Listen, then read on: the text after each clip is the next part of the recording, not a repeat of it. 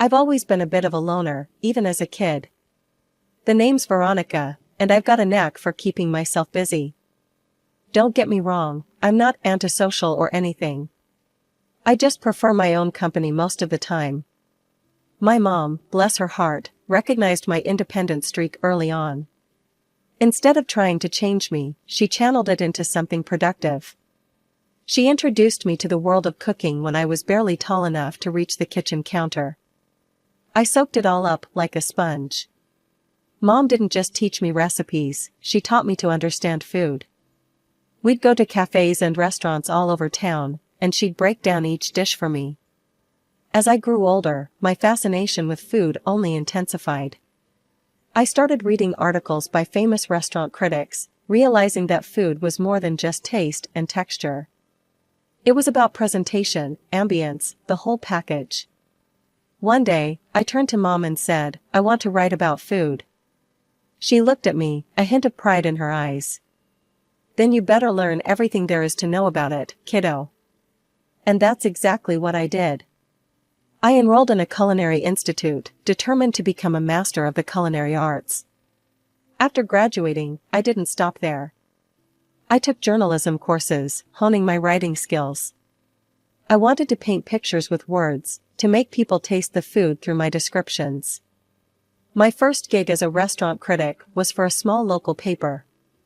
I wrote about a tiny Italian place, describing the way the homemade pasta melted in my mouth and how the rich aroma of garlic and basil transported me straight to a Tuscan kitchen. To my surprise, people loved it. My editor called me the next day. "Kid, you've got a gift," he said. "Keep this up, and you'll go far." And just like that, I found my calling. I bounced from newspaper to magazine, building a reputation for honest, witty reviews. But the real game-changer came when I started my own social media pages. Suddenly, I wasn't just writing for publications. I was connecting directly with food lovers all over the world. My followers grew, hanging on my every word about the latest food trends and hidden gem restaurants. It was just another Tuesday evening. I'd settled into a cozy corner table at the Rustic Spoon, a new farm-to-table joint I was reviewing. As I jotted down notes about the ambience, an elderly couple at the next table caught my eye. The woman was peering at me intently, whispering to her husband. I offered a polite smile, used to being recognized, and turned back to my notepad. "Excuse me," the woman's voice was warm, tinged with excitement. "You're Veronica Miller, aren't you? The food critic?" I nodded. "That's me. Nice to meet you." "Oh, I'm such a fan," she gushed. "I follow all your posts. Would you like to join us for dinner?" I hesitated. Normally, I preferred to dine alone when working. But something about the couple's genuine enthusiasm made me reconsider. As I settled into their table, the woman introduced herself as Martha, her husband as George. "And this is our son, Jack," she added, gesturing to a young man I hadn't noticed before. Jack looked up from his phone, his eyes meeting mine. "Hey," he said, a lopsided grin spreading across his face. "Nice to meet you." We fell into easy conversation.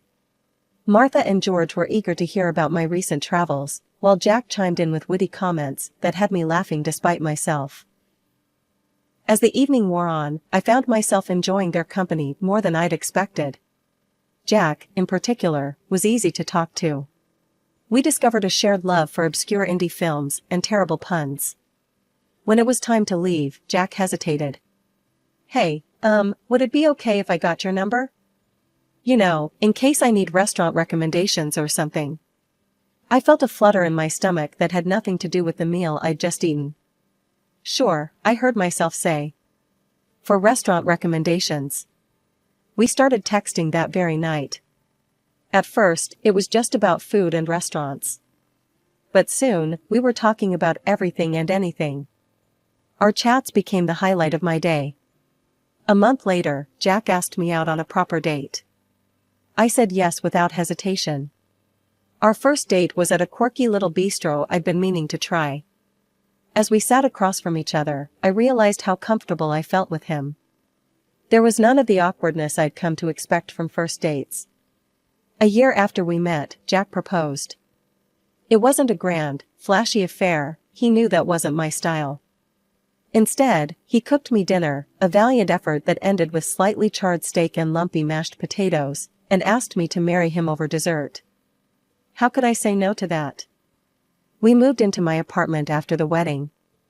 We decided to be practical about our finances, creating a joint account for shared expenses. I contributed more, given my higher income, but we both felt it was fair. Living together revealed new sides of Jack. He had a habit of leaving dishes in the sink and his clothes strewn about. His toothpaste tube was perpetually uncapped, and coffee mugs multiplied on every surface. I bit my tongue, reminding myself that I wasn't perfect either. It's just an adjustment period, I told myself. We'll find our rhythm. And slowly, we did. Jack made an effort to tidy up more, and I learned to relax my standards a bit. It wasn't perfect, but it was ours.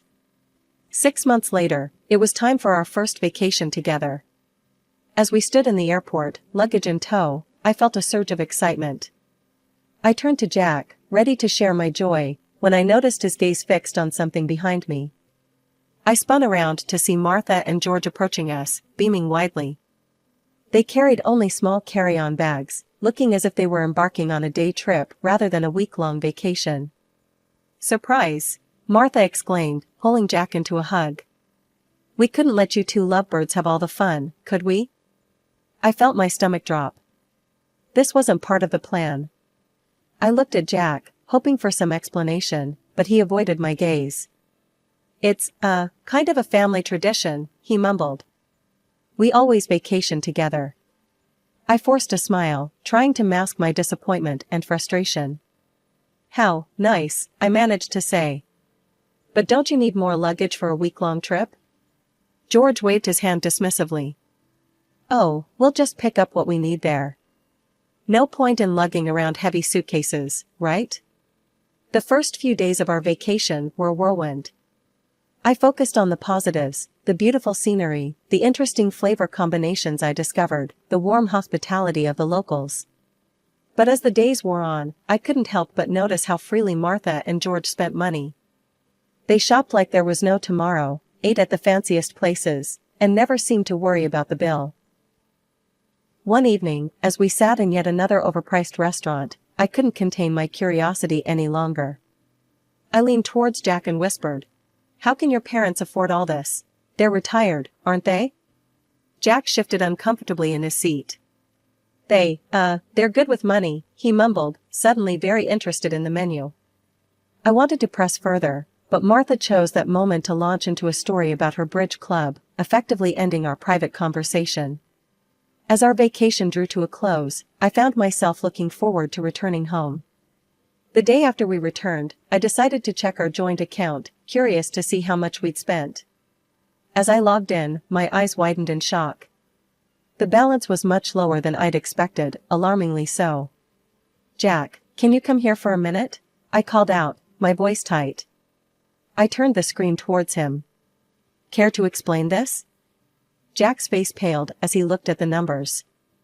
"I might have used our account to cover some of Mom and Dad's expenses," he admitted quietly. I took a deep breath, trying to calm the anger bubbling up inside me. "Jack, that was our money. Money that I mostly contributed. You should have discussed this with me first." I know," he said, reaching for my hand. "I'm sorry, Ronnie. It won't happen again, I promise." A month passed, and life slowly returned to normal. Jack kept his word and didn't touch our joint account without discussing it with me first. I tried to put the vacation incident behind us, focusing instead on my work and our life together. One crisp autumn evening, Jack came home with a spark of excitement in his eyes. "Hey, Ronnie," he said, wrapping his arms around me from behind as I stood at the kitchen counter, prepping vegetables for dinner. "I've got an idea. How about we go on an overnight picnic this weekend? Just the two of us, a rented motorhome, and the great outdoors. What do you say?" The idea was appealing. We spent the next few days preparing for our mini adventure. I packed a cooler full of gourmet sandwiches, homemade potato salad, and a bottle of wine. Jack handled the logistics, renting a compact motorhome and mapping out our route. We arrived at the campsite by mid-afternoon. The area was beautiful, surrounded by towering pines and a crystal-clear lake. Jack maneuvered the motorhome into our assigned spot, and we stepped out to enjoy the fresh air. That's when I saw it. A familiar car pulling into the spot next to ours. Martha and George emerged from the car, waving enthusiastically. "Surprise!" Martha called out. "We thought we'd join you for your little getaway." I turned to Jack, hoping to see shock on his face that matched my own. Instead, he looked sheepish, avoiding my gaze. "Jack," I said, my voice low and controlled. "Did you tell them about our trip?" Before Jack could respond, Martha bustled over, pulling me into a tight hug. "Oh, isn't this exciting? A family camping trip." I forced a smile, noticing that once again, they had arrived without any supplies. No tent, no food, not even a change of clothes. As the evening wore on, it became clear that our romantic getaway had turned into a family ordeal. Martha and George dominated the conversation, regaling us with stories of their past camping adventures. They helped themselves to our food and wine, leaving little for Jack and me. When it came time to sleep, another problem arose. Our compact motorhome wasn't designed for 4 adults. And Jack turned to his mother. "You and Dad take the bedroom. Ronnie and I will manage in the car." And so, instead of enjoying a cozy night in our rented motorhome, I found myself uncomfortably curled up in the backseat of our car, with Jack snoring softly in the front. The next morning, bleary-eyed and stiff from our awkward sleeping arrangements, I suggested to Jack that we cut our trip short. The drive home was tense, filled with awkward small talk and long stretches of silence. As soon as we arrived back at our apartment, Jack's parents bid us a cheerful goodbye, seemingly oblivious to the strain their presence had caused. Once they were gone, I turned to Jack. "We need to talk about this," I said firmly. He nodded, looking resigned. "I know. I'm sorry, Ronnie. I should have told you they were coming." "It's not just about that," I sighed. "It's about boundaries, Jack. Your parents can't keep barging into our lives like this. We need to set some ground rules." Jack nodded slowly. "You're right, I'll talk to them." A couple of days after our return, I was in the kitchen testing a new recipe when the doorbell rang. To my surprise, Martha and George were standing there, bright smiles on their faces as if the vacation fiasco had never happened. "Veronica, dear," Martha exclaimed, giving me a quick hug as they bustled in. "We need your expertise. We were wondering if you could tell us which restaurants in the city have the most delicious dishes?" "Well," I said, caught off guard by the question, "there are quite a few excellent places. The French bistro downtown, Le Petit Canard, is fantastic. And Sakura Sushi on Fifth Avenue has some of the best sushi I've ever tasted." "Why do you ask?" Martha's eyes gleamed with excitement. "Oh, we thought we'd keep an eye out for any open events at these restaurants. You know, so we can go and eat for free." I turned to Jack, who had just walked into the room, hoping he'd back me up. But he just shrugged and said, "Come on, Ronnie. You've got to accept my parents as they are. No use trying to change them." I was speechless. This was crossing a line, wasn't it? But before I could formulate a response, Martha and George had thanked me profusely and left, chattering excitedly about their plans to score free meals. A few days later, I was preparing for a review of a new upscale Italian restaurant, Bella Notte. As usual, I posted the details of my visit on my social media page, letting my followers know when and where they could expect my next review. The evening of the review arrived, and I settled into my table at Bella Notte, notebook in hand, ready to experience and evaluate the menu. I had just opened the wine list when I heard a familiar voice. "Well, hello there." I looked up to see Martha and George, beaming at me as they sat down at my table without invitation. My heart sank. Martha picked up a menu and announced loudly, "I'm Veronica's mother-in-law, you know. We're here to enjoy the free meal with her." I felt my face grow hot with embarrassment. "Martha," I hissed, "please lower your voice. I'm here to work." You can't just show up like this. But Martha wasn't listening. She raised her voice even more. Oh, don't be silly, dear. Everyone knows you food critics eat for free. Why shouldn't your family enjoy the perks too? We have every right to be here. I could feel the eyes of nearby diners on us. The head waiter was approaching our table, a concerned look on his face. This was quickly spiraling out of control. Martha, George, I said, my voice low but firm. I'm giving you one last warning. If you don't leave right now, I will have no choice but to call security. You are interfering with my work and causing a scene. Martha's face contorted with indignation. She stood up abruptly, her chair scraping loudly against the floor. Well, I never, she exclaimed. Is this how you treat family, Veronica? As she gathered her purse, she turned to me one last time, her voice dripping with disappointment. You know, I'm beginning to think I made a terrible mistake. I'm the one who told Jack to marry you. I followed your Facebook page, and I thought, now there's a girl who could help us enjoy the finer things in life. I thought you'd help us eat at fancy restaurants for free, maybe even support us a little. But clearly, I was wrong. If this is how you treat family, well, we're no longer interested in being part of yours. With that parting shot, Martha stormed out of the restaurant, George trailing behind her. The silence that followed was deafening. My hands shaking, I reached for my phone and dialed Jack's number. He picked up on the third ring. Jack, I said, my voice barely above a whisper, is it true? Did your mother really push you to marry me because she thought I'd provide for them? There was a long pause on the other end of the line. Finally, Jack sighed. Yes, he admitted. Mom saw your success and thought, well, you know how she is. She insisted you'd be perfect for me, for us.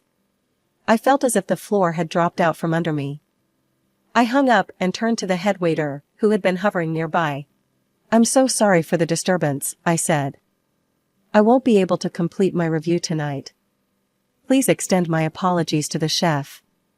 As I gathered my things, I pulled out my phone once more and quickly typed out an apology to my followers, explaining that due to unforeseen circumstances, my review of Bella Notte would be postponed.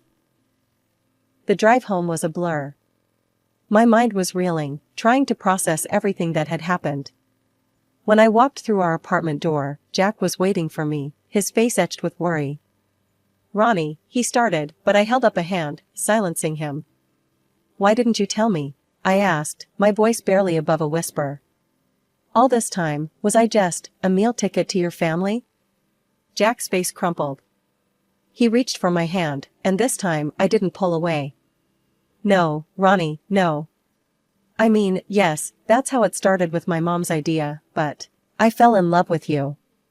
The real you. Not your job or your connections, just you. I sank onto the couch, suddenly feeling exhausted. He sat next to me, his eyes pleading. I know I've made mistakes. I should have set boundaries with my parents long ago. But Ronnie, I love you. I want to make this work. Can we try to fix this? I looked at him, really looked at him. Despite everything, I knew I loved him too. As we sat there on the couch, hands intertwined, I felt a glimmer of hope.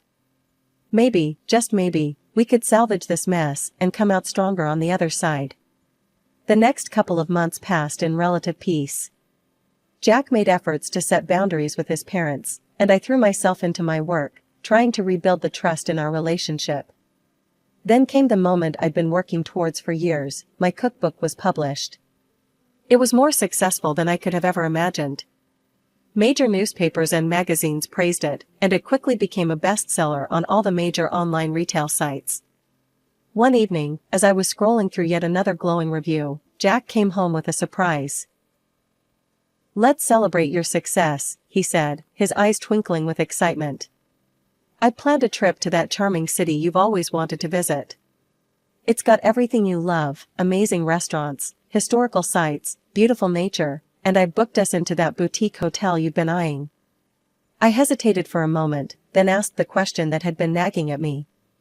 It's just us, right? Your parents aren't coming? Jack looked me in the eye. I promise, Ronnie, it's just us. No parents, no surprises. The day of our trip arrived, and we made our way to the train station, luggage in tow. As we approached the platform, I felt my heart sink. There, waving enthusiastically, were Martha and George. I turned to Jack, hoping against hope that this was some cruel coincidence. But the guilty look on his face told me everything I needed to know. "I'm sorry," he muttered, avoiding my gaze. I couldn't not invite them. Mom found out about the trip and... In that moment, something inside me broke. All the promises, all the efforts of the past months, they meant nothing.